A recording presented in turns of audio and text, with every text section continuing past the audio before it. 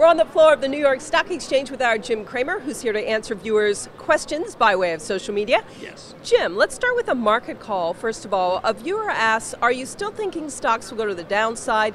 Glencore stabilized, Fed looks like it's on hold. Well, I think Glencore for now has stabilized. I think that employment number was very important because that took away the single biggest risk was that the Fed was going to raise. I want people to understand that I had said that my downside target would have been down 17.5 and that you should be a buyer, not a seller. It's been very hard to read social media because people just don't want to accept the fact of what I'm really saying. So I've been very responsive to social media and saying, listen, we're going to talk about it here with the street.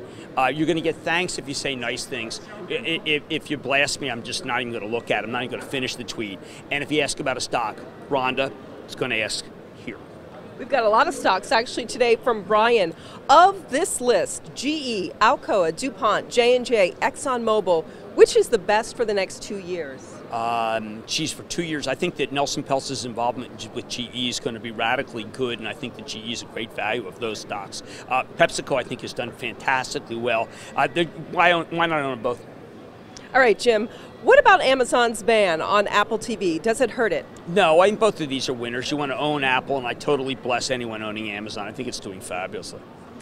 What is going on with Gilead? Yesterday you and I talked about Celgene moving back up. Right. A viewer's like, why is this one not? I mean, Biogen, which we're buying for action alerts, very negative article about pricing. And people can say that same thing about Revlimid, and people can say the same thing about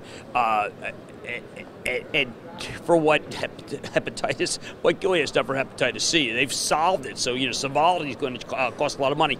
I think that this is going to die down, but every single time that Hillary Clinton speaks, you're going to get another hiccup in these stocks. And finally, Jim, we have a viewer who wants to know about Columbia Sportswear.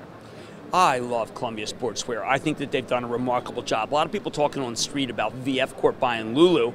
Columbia wants to stay independent, but Columbia is a terrific long-term hold. All right, Jim Cramer, thanks as always. Remember, send your questions via social media to Jim on Twitter. It's at Jim Cramer. Use hashtag CramerQ, and you can also find him on Facebook at Jim Cramer. I'm Rhonda Schaffler for The Street.